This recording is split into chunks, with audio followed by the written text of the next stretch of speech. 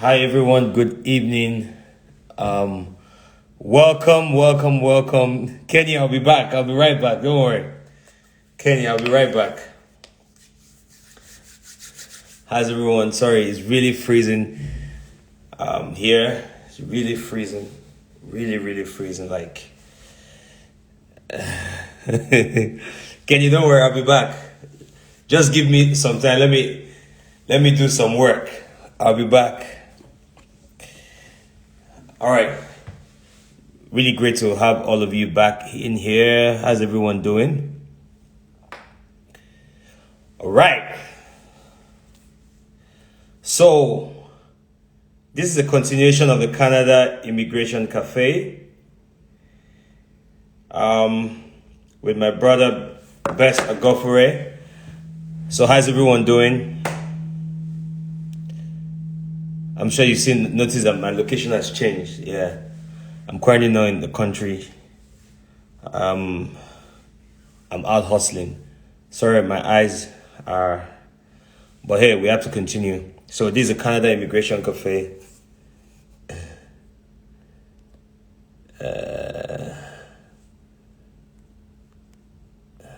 One minute.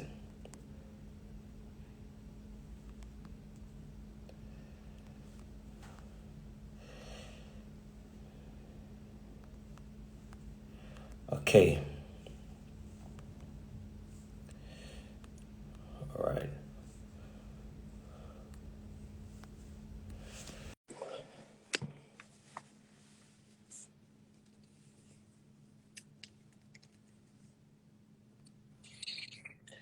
Man, how Hi, you doing, bro?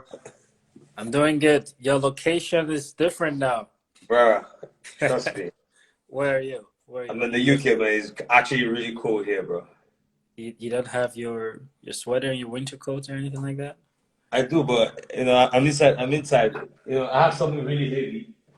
You gotta turn off the air conditioning if the. Listen, this shit is really heavy, but there's nothing I can do. I have to just, you know, look smart for.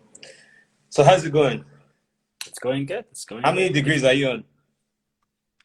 Well, I haven't gone outside. It's probably gonna be like -8, but as long as you don't spend too much time outside, you're always okay. So in the house, it's about 22 degrees, so it's warm enough for a Nigerian. But I think for me, I don't think it's currently that cold in London. But I think it's because I had not traveled. I've not left the country like since February. Last time I traveled was Right. within Africa. I went to within Africa. I went to Kenya. That was in February during the Valentine. After that, I didn't have to go anywhere else. So we've been locked down in Nigeria. So I found a way to escape yesterday. It's actually nice to actually leave Nigeria for a bit. Yeah, so because you haven't traveled in a while, do you feel a little different, or is it a shock to your system, or what's going on? Um, the funny thing is, it wasn't as stressful as I thought. Um, Once you meet all the COVID protocols, even when we got to, when you land the UK, I think, normally you fill the landing forms. So now landing form is virtual, so you have to fill it online and then you submit it. So they already have your details before you arrive. So got to immigration. It wasn't really that. Just one question, and then they stamp your passport and you're off. So it was really not that stressful. That's I mean, awesome. everybody has come to understand that we might have to live with this for another 2 to 3 years before it's completely wiped off. Well, the vaccine is already here, so they're already giving it to the people that need it the most in Canada. So it's probably going to be by next year we should be But okay. so that's interesting. People that need it the most. So I was having a conversation today with a friend, and she was like, she's not gonna get the vaccine until some top officials in government start getting it. Uh, That was funny. Well, the debate is always we can say the top officials are going to say, well, we don't want to take it now because we want the people that are really vulnerable to take it. I'm not quite sure if it's out of fear because it's a new vaccine or if it's really out of compassion that the people that need it the most should take it. But either way, that is the narrative. That's what they're gonna say. They're gonna say, well, we don't want to bypass anybody, so we want the people that need it the most to take it first, and then we'll take it. But who knows if it's just being a little prudent, right? Because you don't want your prime minister taking this thing first and then having some complications later, right? So either way, I think it's the vaccine is here. Somebody that really needs it, at that point, I don't think they really have a choice anymore. If you're really sick, you're sick. You might as well try it out. Yeah. So that's what's going on. Yeah. All right. So we're back on our series for this week, the Canada Immigration Cafe. So how was the webinar on Saturday? So the webinar we got postponed. We postponed it to an indefinite date, but we're going to be setting up webinars in the future. But for now, we're just doing one-on-one consultations because that's more effective. Okay, you had a few one-on-one consultations. Exactly. How was that? Those are good. Always talking about strategy, having a conversation with the clients to understand the situation a little better, and then pushing them in the right direction. So I think 2021 is going to be a good year for a lot of people. They'll be able to get your permanent residency if they start with this strategy today. So it's all about planning. Immigration is not an overnight business, but it's really about knowing what the right strategy is for that particular individual.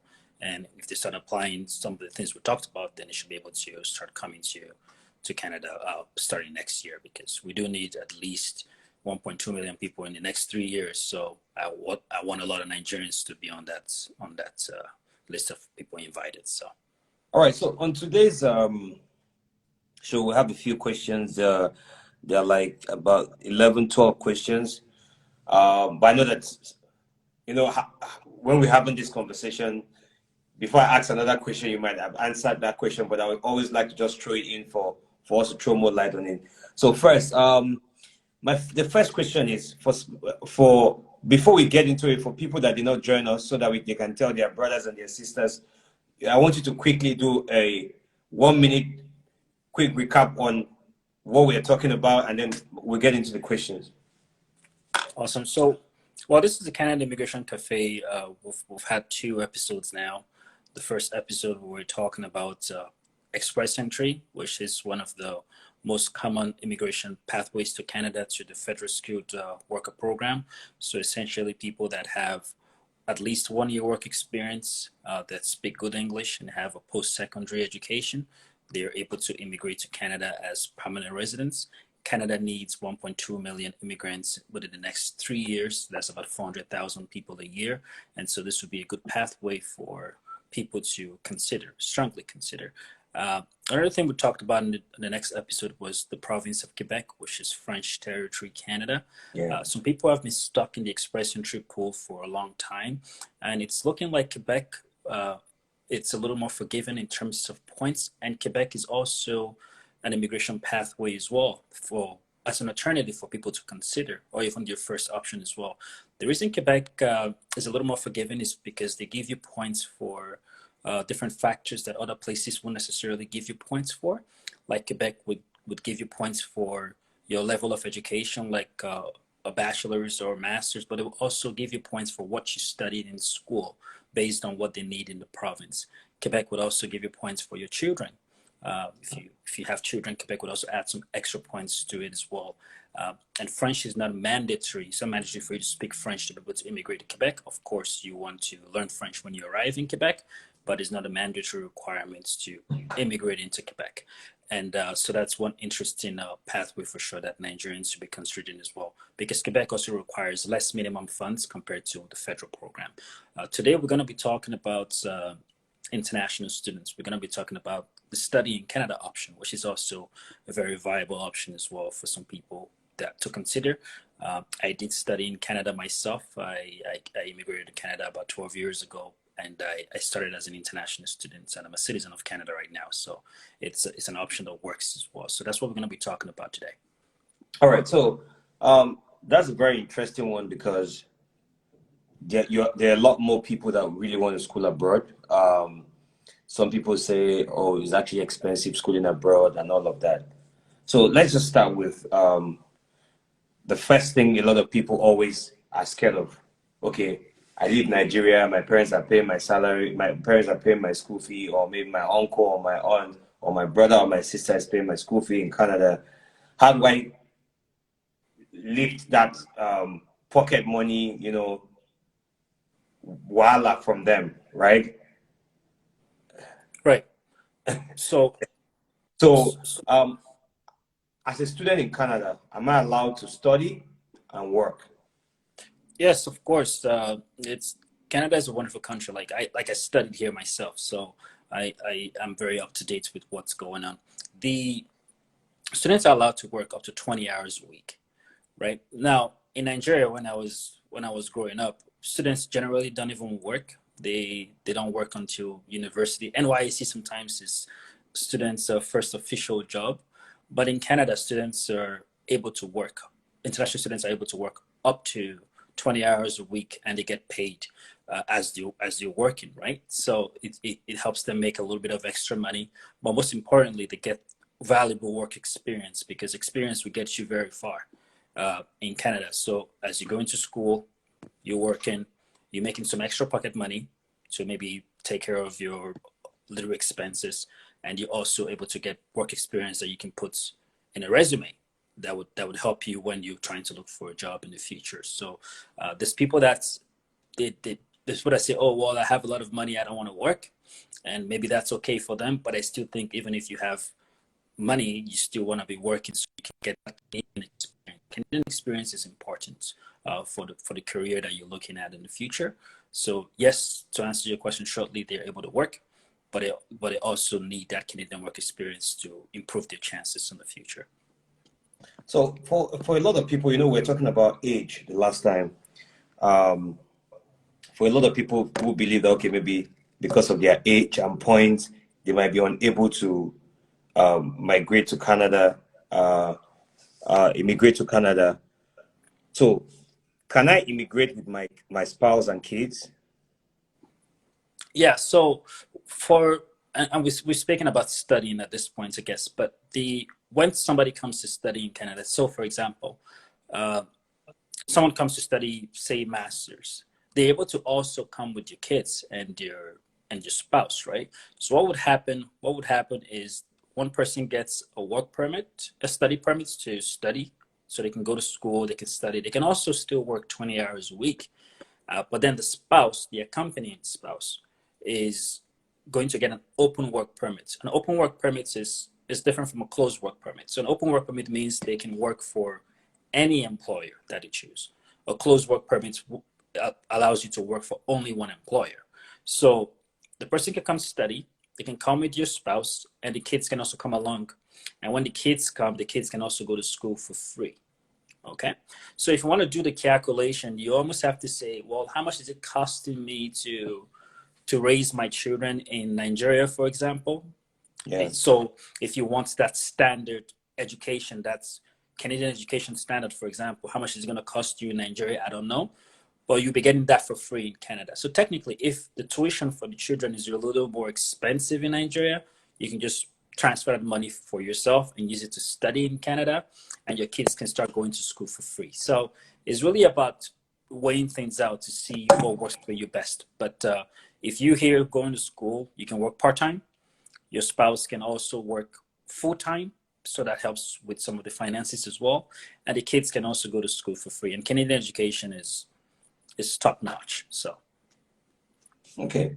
So but is there an age range? Because if you say kids, so we're expecting to be children between the ages of between 1 and 10 or 15. right. So is there an age range that you have your kids? So let's say my mommy wants to travel now. At my age, at 34, I would say I'm my mommy's son. Let me follow. So No, is there an age that you Booby, cannot? you're not a kid. You're not a kid. So so when it comes to the free education system, because education is mandatory up to like high school, SS3 in Nigeria, right? So if the government is going to make it mandatory for you to go to school, of course it's free, because technically it's forcing you to go to school. You have to go to school. So to accompany your parents and go to school for free, you're looking at that high school age, right? 15, 16. That's where you go to high school. But university is not free for the kids. Of course, if they're international students, then they still need to pay the international fees. But what we consider an adult in Canada, anyone over 21, so 22 and above, is considered an adult. So you're no longer a dependent to your parents according to Canadian law. But when it comes to studying, coming to Canada with your, so if, for example, if somebody got permanent residency, say permanent residence, for example, and they have all of their kids less than 22 would also get their status as permanent resident. But anyone over that age, of course, would not be receiving it. So that would be considered an adult at that point. But for the schooling, high school, they can go to school for free. Okay. So we have the United Kingdom, we have the United States of America, we have different countries across Europe. Why should I study? Why should I choose Canada as a country to study? Awesome. Well, I think a lot of countries are great, right? It's a great question. I think lots of countries are great, and lots of Nigerians go to different countries like the UK or Australia or wherever they go. I haven't lived in those countries. I have visited some of the countries, but visiting the place is not the same as living in the place, as you know. I live in Canada. It's the country that I live and love. I went to school here, so I know how to survive here. I know how students survive here. But to answer your question though, Canada, a lot of these other countries, they don't really want their students to stay. I have friends, I know people that went to the UK originally to study, and they ended up back in Nigeria, for example, right? Because the country didn't want them to stay. Canada wants you to stay, right? Because there's lots of immigration pathways that help students become permanent residents and eventually become citizens, of course, in this country, right? So if you want to look at the end game, because it's about the strategy, it's about planning to see, okay, well, what am I trying to accomplish here? Am I just trying to go to school abroad and then go back to Nigeria and maybe work at an oil and gas company or whatever the prospects are for you? Or do you want the option to stay, right? Because if you don't have that option, it's your money, so you want to take it seriously, right? But if people that study in Canada, most people that study in Canada don't go back. I was speaking with a friend one time and I said, hey, there were lots of countries you could have gone to because they have a little bit of the finances to back it up. And I said, why Canada? And he said, you know what, Best? I started to notice one thing. I noticed that everyone that left for Canada never came back.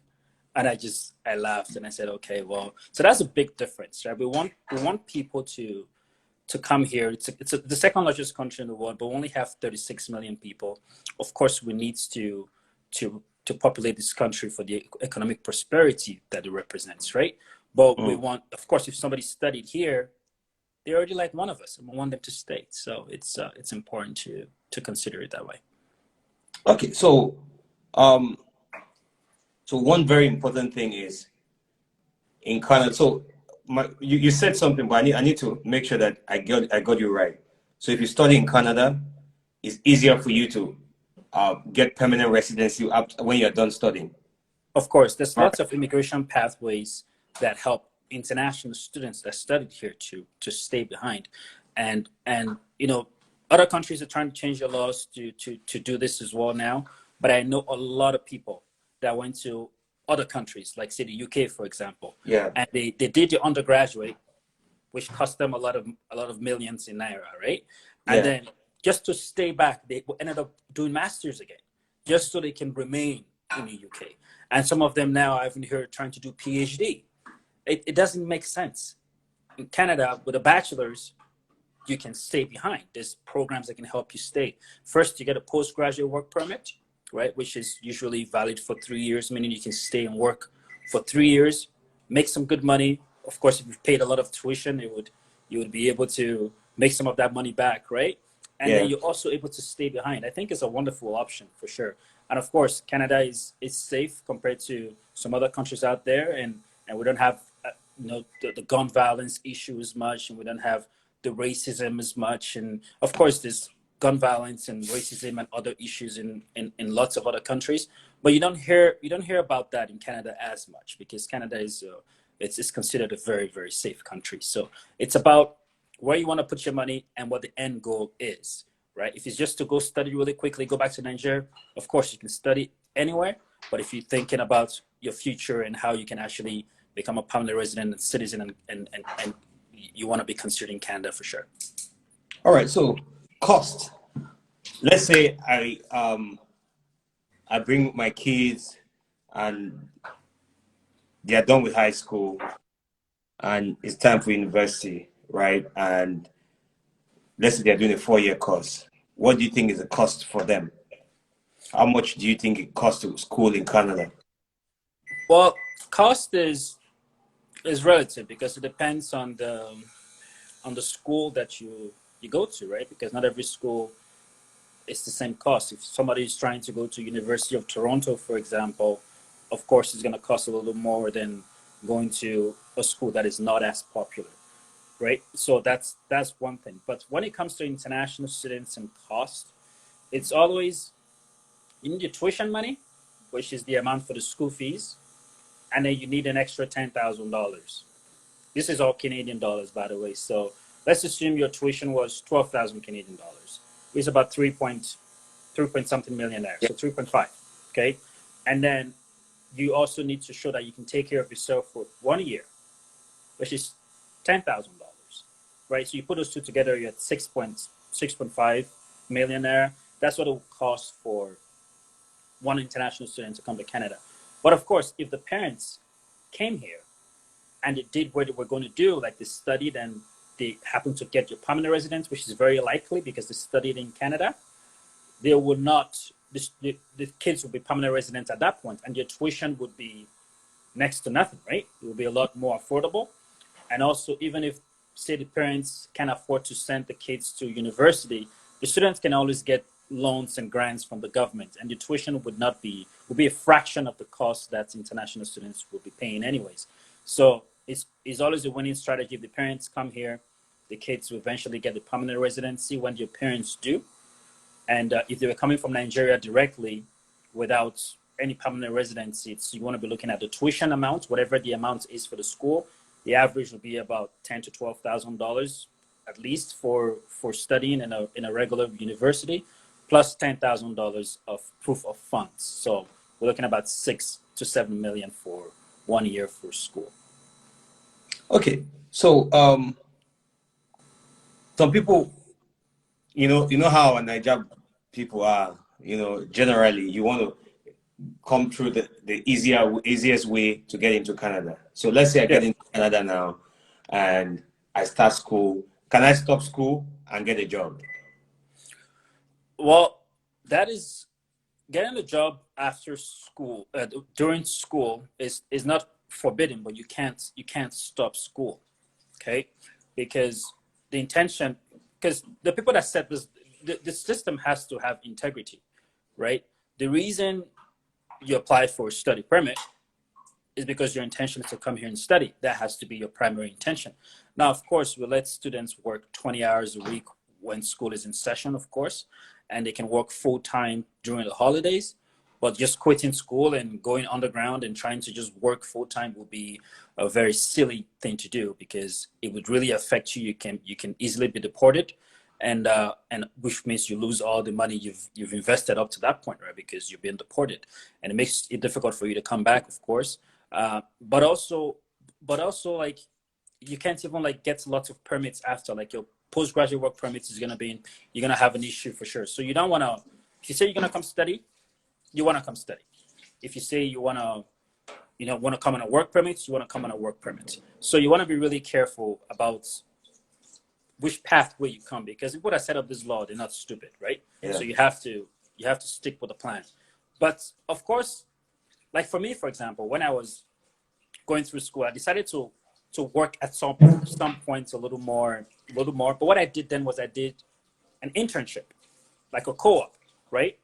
And a co-op is like IT in Nigeria, right? And I did that for about 1 year. So I was able to work, but co-op is considered part of the school program.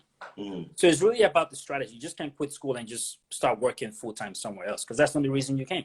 But you can be a co-op student, still work, still make that extra money, and still be a full-time student as well. Yeah. So you can't fool around with this stuff. You want to be really careful, because I get a lot of phone calls from clients and they've quit school for so long and now they want the help, right? But if it's too late for you, it's too late for you. So you want to be really careful. Studying is a 4-year degree, right? It takes 4 years for a bachelor's. But if things really go bad for you, say first year, you can probably up into a diploma program, which is 2 years, and you have 1 extra year to struggle through, right? But you don't want to quit and start working full time, because that would really affect you negatively. I hope that makes sense. Yeah. So, but for people that want to study in Canada, must they show proof of funds that they can pay their fees and do all of that before they get the visa? Right. So you always need to show you can take care of yourself. You always need to show you can take care of yourself without needing to work, right? And I think Canada is a little forgiving too, because all they need you to have is your tuition money plus $10,000, which is enough money to take care of yourself for 1 year. They're not asking for the entire 4 years amount of money. They're just saying, have you paid your tuition? Yes. Do you have enough money for your living expenses, which they calculate according to the law as $10,000 for the first year? That's it. And after you come here, of course, you can be working part-time, still be able to take care of some of your living expenses as you go along. But you need that proof of funds, because you're trying to come here to study. That is not even all you need, right? You're trying to, as someone applying for study permits, you're getting admission into a school, but you also, when you're doing your visa, you're also trying to show Canada that you're going to go back when you're done school, because you're applying for a temporary permit. You're applying for a study permit. I'm sure now you're going to the UK. You've done this so many times now, but they want to know if you're going to return back to your home country. Most countries do, right? Yeah. So when you're applying for a study permit, you also, in your application, trying to prove that you're going to return home after you're done. Now, of course, Canada doesn't want you to go home. I don't know a lot of international students that study here and then end up going back home, except to take care of, like, family businesses or something really serious. But they want you to stay because you've already studied here, so it's important for sure. Okay, so for people that want to study in Canada and they have a low GPA from university, I think in Nigeria, right, what are the options of studying in Canada? So I think the low GPA issue, a lot of people talk about that, right? And there's 2 ways to look at it. So we have the master's pathway, and we have a postgraduate diploma pathway. So the equivalent in Nigeria, say for a bachelor's, for example, would be having a bachelor's or an HND, right? Yeah. Like so the HND is not a bachelor's, but it's kind of on the same level as a bachelor's, right? So if the grades are really, really great, we can look into a master's program. And if the grades are not as great, that's okay. We can look into a postgraduate diploma program. Now in Canada, because we don't have a lot of people, having a postgraduate diploma is not an issue. The reason it's an issue in countries like, say, Nigeria, for example, is because a lot of people have the master's program, master's degree. And if they have a master's degree, then everybody else kind of needs to keep up, right? But yeah, in Canada, we don't have as much people having even a high school diploma, like an SS3 WIAC level. You used to be able to do okay in Canada, right? So you don't even need the bachelor's and all these other degrees. So somebody that does a postgraduate diploma is still able to get a good job and able to do really well in Canada as well, because we don't have as much people and the demand is very high. Okay. What is the procedure to study in Canada? Like, okay, are there 1, 3, 4, 5 things that you need to quickly put together for you to study in Canada? And what are those things? Well, the first thing is to search for a school, right? That would be the logical first step, right? But the school that people want to be looking for, it has to be a designated learning institute. It's called a DLI. Now, what that essentially means... What's a DLI? Can you just... Exactly. So it's a designated learning institute. And what that is it's institutions that have been designated, approved by the government to handle international students, to welcome international students, right? So some of these schools, of course, they get funding from the government and stuff like that. Yeah. Now, that's where you want to get your admission from. If you don't get it from there, you start running into issues, right? First, with a study permit, that's the first issue you're going to have.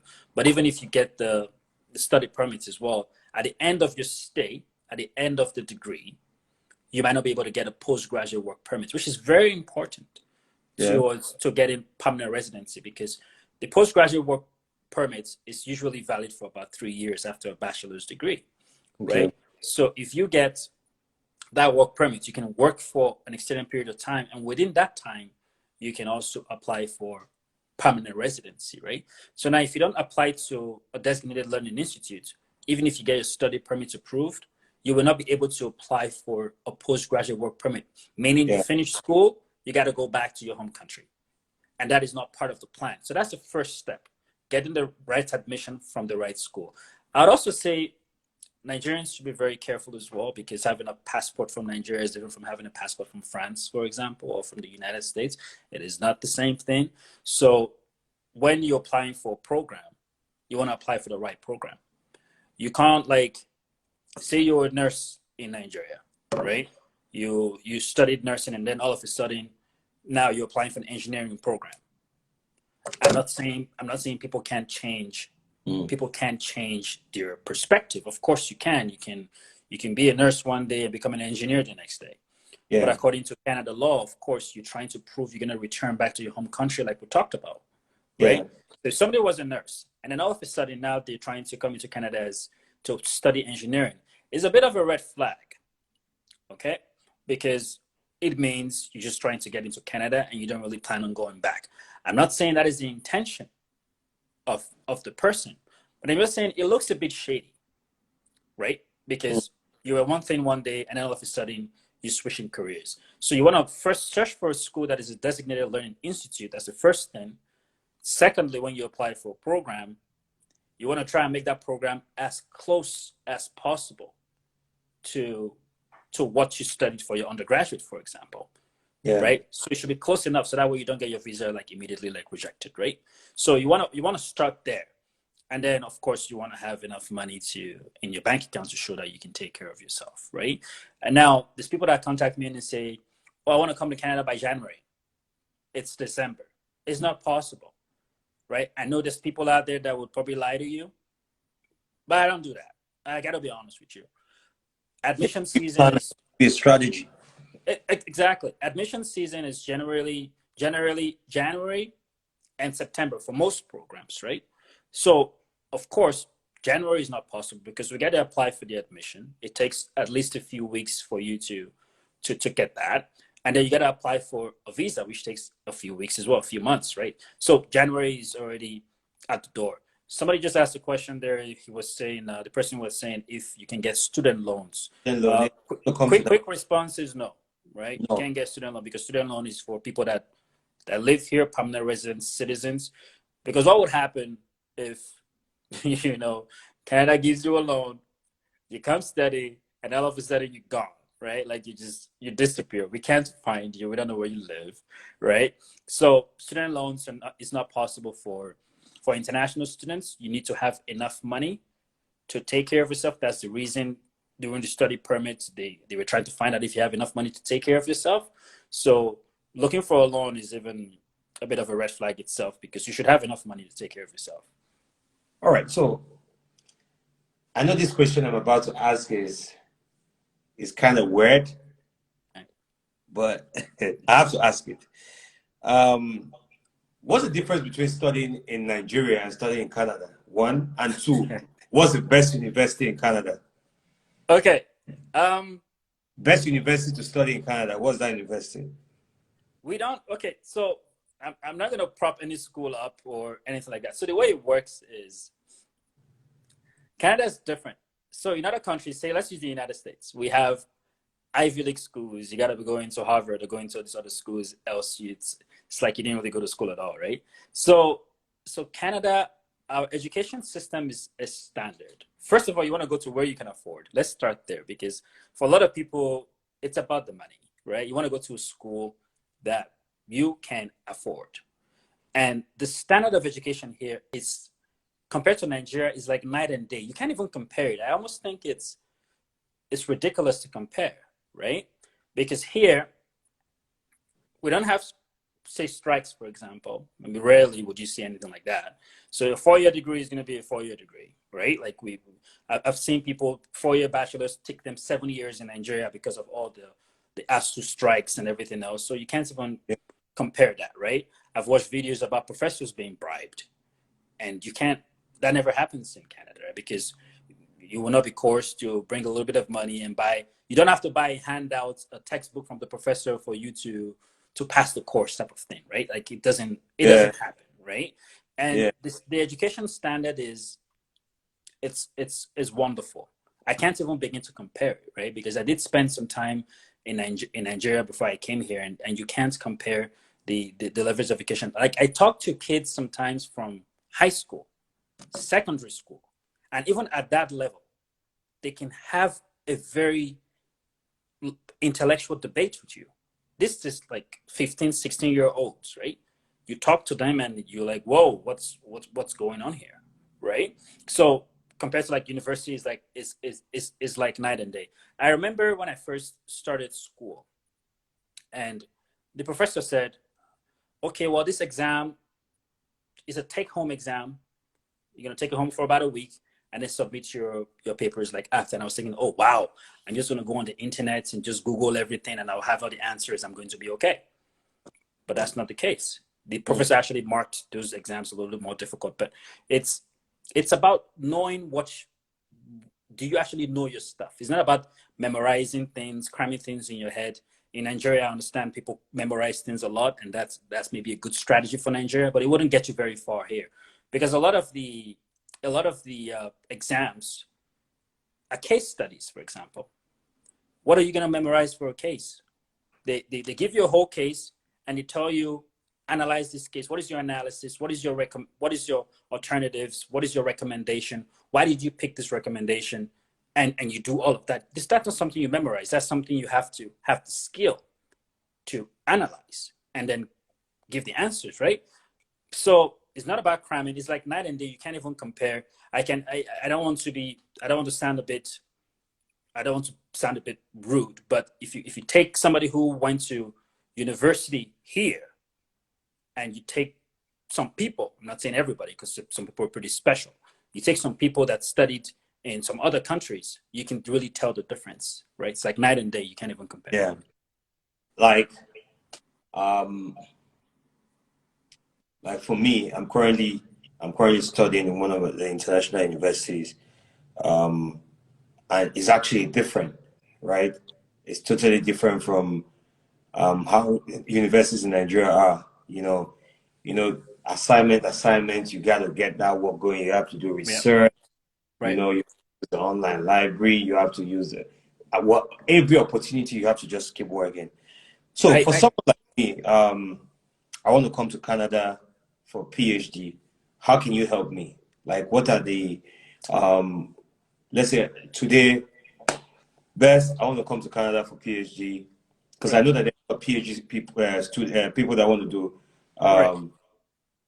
So, okay, what are the quick ways you can help that person?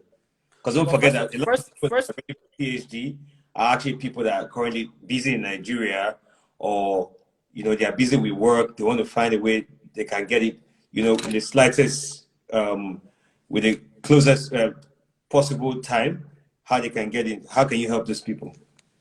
So first of all, it's very painful, honestly, to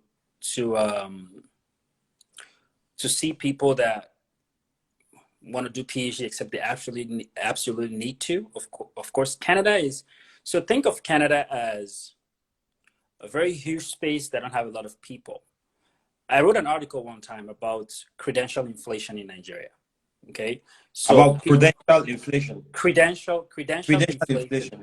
Yeah, so essentially you have a bachelor's degree, and a few years later, it is not enough for you to get a job. Now you got to go back to school and do masters. Okay, then all of a sudden, you can't even get a job if you don't have a PhD, right? So now people are just competing with themselves trying to get a better degree. If there was a degree higher than PhD, Nigerians would take it. Okay? Because we have more degrees than a thermometer, right? We just want to get those degrees going. Hey, So, let me kind of chip in there a little bit. So, okay. I noticed that in Nigeria, there are not a lot of doctors of law, right? Like, or is it like doctors of law?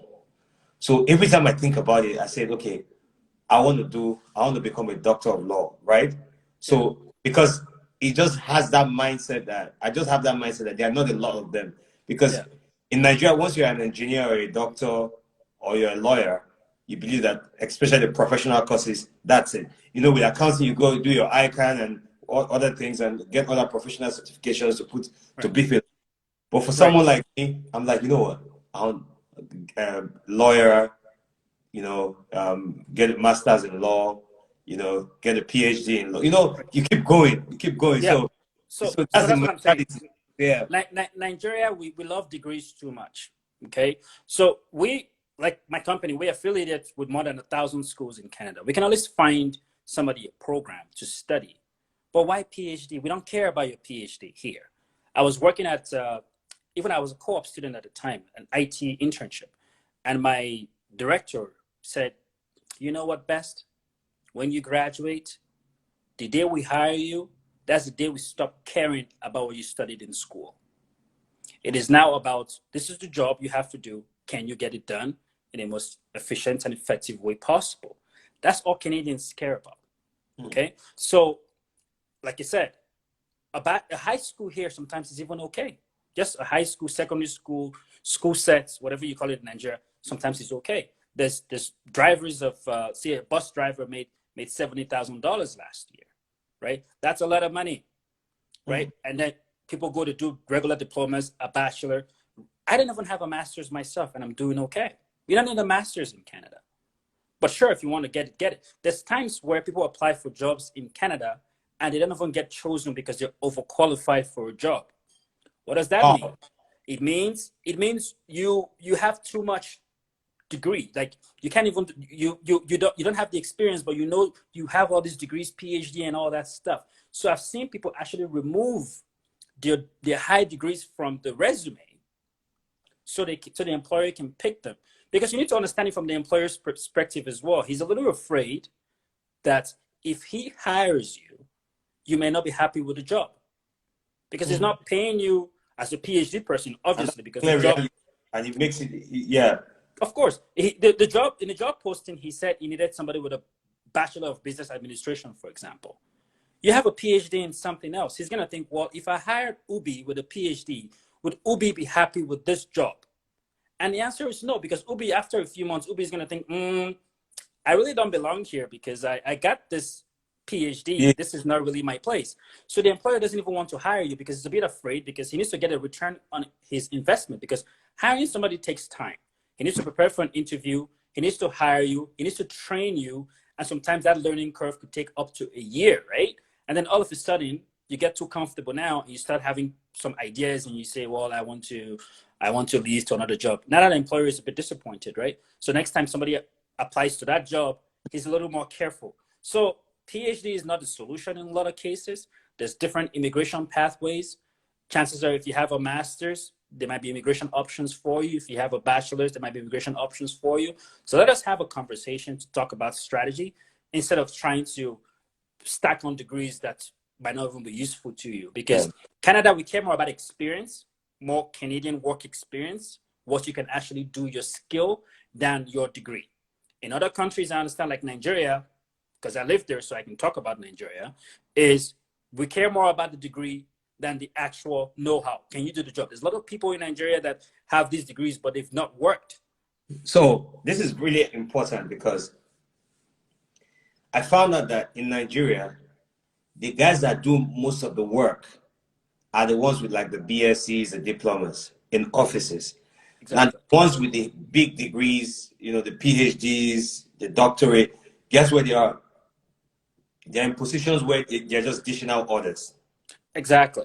So and here, and Nigerians like the word doctor. I don't know, for some reason they just want that title, right? Yeah. If you call somebody, if I say if I say Ubi, be like, who say you can call me Ubi? I'm Mr. This, right? And it's just it's really weird because we care more about the title than actually getting the job done, Yeah. right?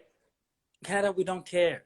Can you do the job or no? If you can't do it, well, maybe we should look for somebody else. But if you can get it done, it doesn't matter if you have a bachelor's, a master's, or a PhD. We can work So, something out. so I went to Sony Music in New York. Right. Right. That was 2018. The president of the Sony Music walked in. The president of Sony Music walked in. Right. His name was Sam or something. Like one of the A&R went to him and said, "Sam, we needed to do." You Right. know, if the position of being the president of Sony Music is a huge position, Right. right? Is a massive position. You know, Sony Music is a huge company, right? Right. But if that company was in Nigeria, right? If it was like a Nigerian-owned company situated in Nigeria, or what is sir, you know, now I noticed that a lot of companies in Nigeria are also changing that thing. I went to a friend's company and they he asked them, he made sure they stopped calling him sir. They call him by his name. They address him as Mr. Okechukwu, or they say Okechukwu. You know, they find a way to, you know, Nigeria, we have, you know, because of our culture, you need to find a way to fix respect somewhere, right? But in a working environment, it feels like everybody is here for a common goal. We are here to make sure the company succeeds. So there's no Exactly. need for titles and sir, uncle, you know. Right. Uh, when I saw that at Universal, for a few minutes, I was like, this actually, I know them. When it's time to sign the checks, when it's time to push the tables, we know who is the boss. Right. So it shouldn't be, you know, every day, sir, you know, that's the kind of, it And makes it very, and the funny thing too is you also need to look at it from not just a respect perspective, but also people might feel old when you call them, you know, Mr. This. They might feel like they're a little older and they want to feel young. You know, most people want to feel young. So that's it from is the easier Canada to say perspective. from a Canadian perspective, yeah. So if you're Yeah. saying best Agofri, someone say Mr. Agofri, I'd be like, whoa, what's going on? But if you say best, it's just a little easier. And it also means you can talk to me. But the Mr. is so formal I know that with Canada age and points. you know how it Canada is. age and So points. yeah, it's a little more. It's a little easier to call somebody by their first name because it removes that barrier of I can't talk to you, Yeah. right? Because if it's so Mister, Sir, this, it's a little more challenging for sure. Impressive. Yeah, exactly. And people don't want to feel old, right? So you want to be careful because if you call somebody the wrong thing and they feel like you're disrespecting them already because you're saying sir. That's what I was doing when I first came here. Everybody, sir, sir, sir. Then my professor was like, my name is Felice. You can't, don't call me sir because we're friends, right? Best, if you want me to teach you math, we got to be friends. So, no, sir. So I had to learn that pretty quickly too. And you asked a question about best schools in Canada one time. Yeah. And Top five best schools in Canada. Top five. I can't engage. I will not engage in naming the schools. But what I would say though, right? Okay, Is in terms of every country has their hierarchy of universities. there's Top always five. there's always a ranking, but there's always a ranking, but it'll be useless to you, right? Because Yeah. going to any school will still give you the same respect. It will not be like going to like say Nigeria going to University of Abuja or University of Lagos or University of Ibadan and all those. Not necessarily. Any school you go to in Canada, we have a standard education, right? So you will still get the same quality. Now you might pay differently depending on the school that you go to, but you want to make sure you pick something you can afford. It's like But for very, me personally, I very, went to very Gucci. right, exactly. I went to a smaller school, right? And in my small school, I went to Mount Royal University. It was a college at the time before I started and it turned into a university. So that's how small it was, right? But all my professors know me by my name, right? I'm friends with all of them. It means when it comes to job opportunities, networking, you know who to pick up the phone and call because they know you by your name. Now, if you go look for a huge school, like say University of Toronto, for example, the professors don't know you. Sometimes you're not even dealing with them. You're dealing with the teaching assistant, right? And when you're dealing with teaching assistants, you're a little more distant, right? In my class, for example, there was never more than 30 students in the class. The professor knows everybody by their name. So sometimes you have to make that decision between a huge school with 30,000, 50,000 students, or you want to go to like a school with 10,000 students where you can really interact and build a community. Because network, the people you know, is currency. Mm.